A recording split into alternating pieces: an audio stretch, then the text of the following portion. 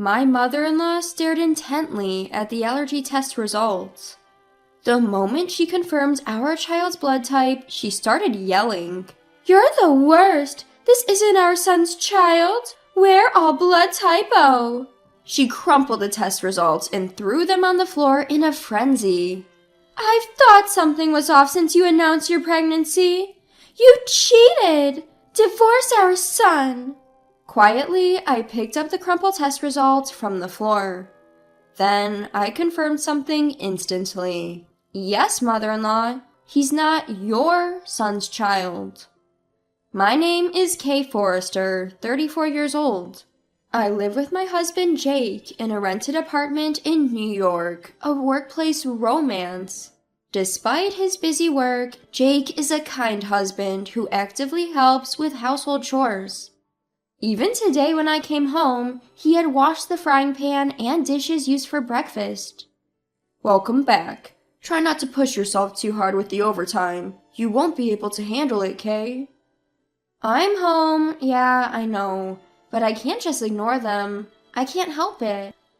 While I was changing into my loungewear in the bedroom, a delicious smell wafted from the kitchen. Tonight's dinner appears to be my favorite, Jake's special fried chicken. I grabbed a can of beer from the fridge, glanced at the calendar on the wall, and noticed a big circle around the 10th. Oh, I'd completely forgotten, but next Friday is our 7th wedding anniversary. Let's go out for dinner next Friday. I feel like eating French for a change. "I thought you might say that. I've already made a reservation at a French restaurant in Manhattan." "Really? Thank you, I'm so excited." As I stuffed my mouth full of fried chicken, I deeply reflected on the 7 years that have passed since we got married. We don't have children. I thought getting pregnant would come naturally once married, but I didn't get pregnant even after 1 year or 2 years. My sister, who married 4 years after me, is now a mother of 2, and my friends were getting pregnant one after another. In the first few years, I was not desperate, and I could truly rejoice in the pregnancy announcements of those close to me. But now, even the pregnancy announcements of celebrities who have nothing to do with me are overreacting. I'm disgusted with myself, who can't honestly rejoice at the happy reports of others. Why won't a baby come to us? My mobile search history was filled with keywords about pregnancy. Whenever I had free time, I couldn't help but thinking about having a baby. Adding fuel to the fire was my mother-in-law. It seems that the word taboo does not exist in her dictionary. She suddenly barged into our apartment the other day, making sarcastic remarks about our childlessness and urging us to divorce. "Kay, when are you planning to get pregnant? I'm tired of waiting." "Well, this is something we can't control. I'm trying my best, you know." "Don't you feel sorry for Jake because he can't become a father?" As a matter of fact, I too want to see Jake becoming a father soon. "If you really feel that way, why don't you divorce him? I believe there's someone more suitable for Jake. If he marries a healthy woman who can bear children, he'd become a father in no time." Facing such harsh words with a straight face, I managed to get by all this time thanks to Jake and my father-in-law. They've always stood up for me. If anything, they seem to be exasperated with the mother-in-law who was obsessed with wanting grandchildren. I made sure to keep a safe distance from her by not initiating contact, avoiding places she frequents, but doing the minimum on Mother's Day and her birthday. One night as usual, Jake and I were watching TV after dinner. I had been feeling a little feverish since morning and decided to check my temperature as I wasn't feeling quite right. It was slightly elevated at 99.5 degrees Fahrenheit. I tend to feel under the weather before my period. Upon checking my period tracking app, I realized that my period was late this month. Hurriedly, I used the pregnancy test that I had stored in the bathroom cabinet, and, to my surprise, it showed the 2 distinct lines indicating a positive result. "Jake, look at this!" "What? Does this mean you're pregnant?" Yes, I'm pregnant! We're finally going to have a baby! Overwhelmed with joy, I burst into tears on the spot. I wondered how much time and money we had spent to reach this moment. After verifying the pregnancy test result multiple times, Jake hugged me tightly. Thank you for putting up with not drinking alcohol, smoking, or going to the sauna. Starting today, you're free to drink and hit the sauna. Nah, compared to the effort you've put in, Kay, my sacrifices are nothing. I'll hold off on the drinks until after you've safely given birth. I'm already looking forward to the celebratory drink. A few days later, we visited the gynecologist, where the pregnancy was confirmed. There's a baby in my belly. For the first time in my life, I experienced a strange yet warm feeling. I didn't care about the baby's gender. I just wished for it to be born healthy. I can still vividly recall the moment when I first felt my child's movement in my womb. Jake would touch my belly and talk to our baby every day. Hey, it's Daddy. Can't wait to meet you. Hey, no, it's too early for you to be born. Right. My bad. You need to stay in the belly a little longer. Entering my 8th month of pregnancy, I started my maternity leave and enjoyed a leisurely maternity life. I was at home watching a movie with Jake when I felt my pants getting soaked rapidly with a popping sound. I instantly knew that my water broke. When I called the general hospital where I was to give birth, I was told to come right away, so we headed there by taxi. Finally, I was about to meet my child. Excitement was more predominant than nervousness. Upon arrival at the hospital, my labor pains began. But that was just the start of a long battle. Hours went by without the baby descending, and I was at my physical and mental limit. I found myself screaming throughout the hospital. I can't do this anymore! It hurts! 15 minutes later, I was able to meet my baby. You did well, Kay, Jake said, patting my head as he cried. He's adorable, our baby. The newborn baby was so tiny and fragile that I felt I could break it if I touched it. It was the most precious sight. Just a moment ago, this little one was inside my belly. A tear rolled down my cheek. While holding my tiny, soft child's finger, I was certain I could do anything for this child. Though born prematurely due to my water breaking early and a low birth weight, the child grew healthily after that. Time flew, and a few months later, it was time for the preschool debut. Hey, how about going to the shopping center next Saturday? We need to start buying stuff for preschool. What do we need? You know, a backpack, water bottle, lunchbox, that sort of stuff. Don't they serve lunch at the preschool? I think it depends on the place. Right? Shouldn't we get an allergy test done before starting preschool? Huh? But we'll be packing lunch, right? Yes, but they provide snacks at preschool. Both of us have food allergies, don't we? We need to check if that has been passed on. You're right. It's a concern. Yeah, let's take our child for an allergy test soon. And the following week, we took our child to the hospital for an allergy test. There was a section of the questionnaire asking if we wanted to check the blood type as well. The blood type check was free. We decided to go for it since it was included. The test results would be sent to us by email later.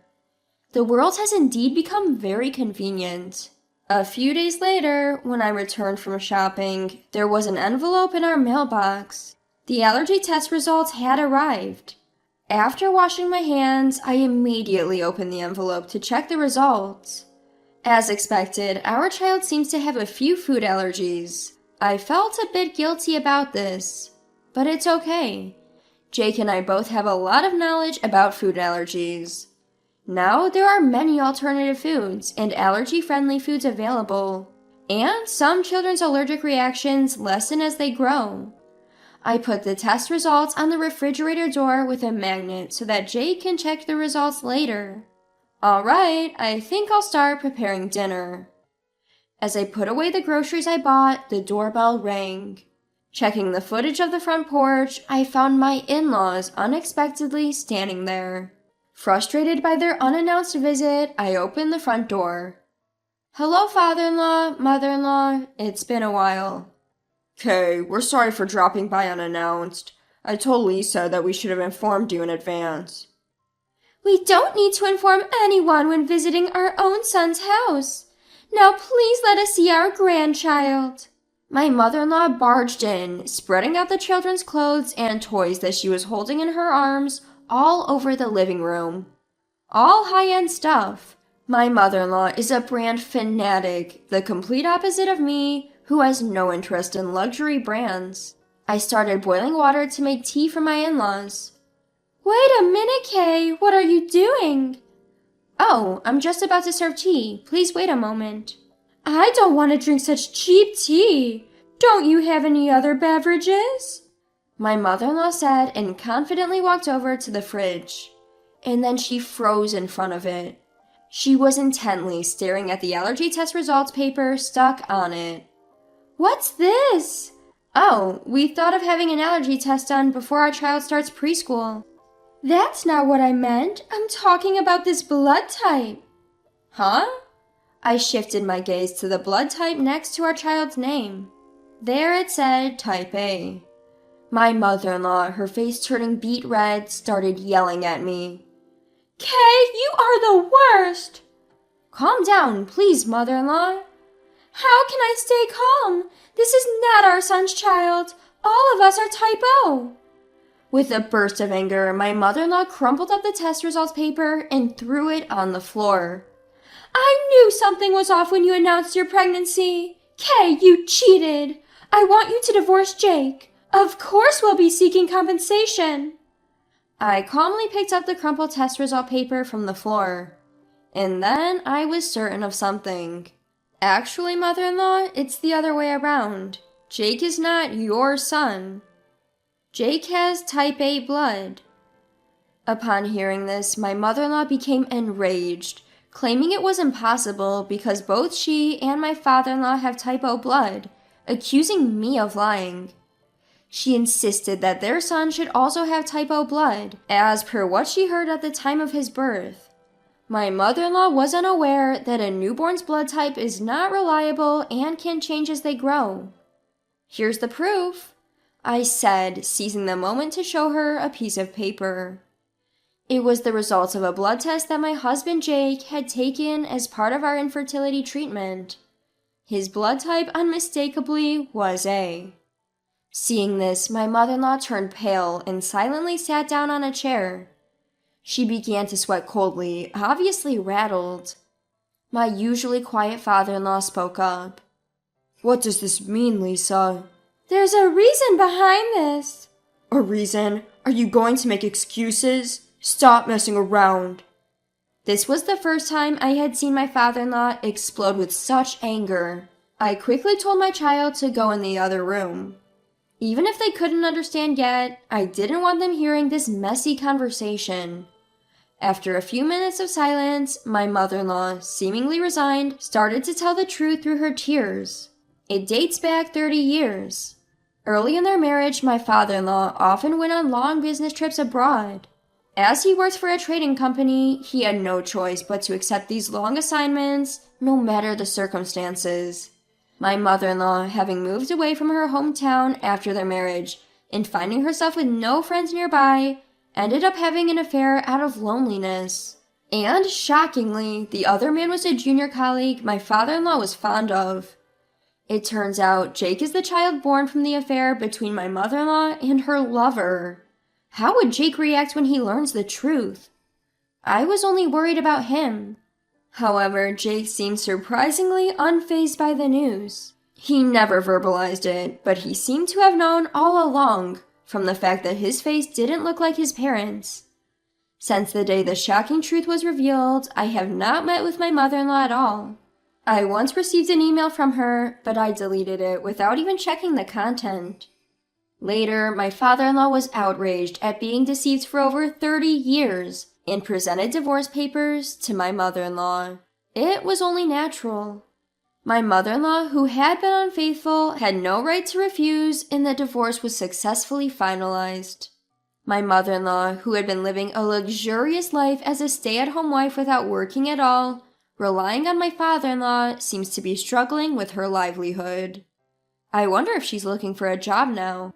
I wonder if there's a place where my mother-in-law can work. Well, it's none of my business. When I think about what my mother-in-law did to my father-in-law and the various abusive words she threw at me, there's no room for sympathy. On the other hand, the relationship between my father-in-law and my husband Jake is fortunately still good. It was all my mother-in-law's fault, and Jake did nothing wrong. Even if there's no blood connection, after 30 years of raising him, he's truly my son, my father-in-law told Jake. Despite the divorce from my mother-in-law, my father-in-law continues to be kind to not only Jake, but also me and our child. He takes us out to eat once a month and even bought souvenirs for us from a recent trip. Before, every time I woke up in bed in the morning, I used to wonder what kind of unpleasant things would happen that day. But now, every time I wake up in the morning, I look forward to what wonderful things will happen. My world is beginning to be colored. Another new day begins today. I wake up my husband and child, prepare breakfast and pack lunches, and change their clothes. There are a lot of things to do. Surrounded by my beloved family, I am very happy.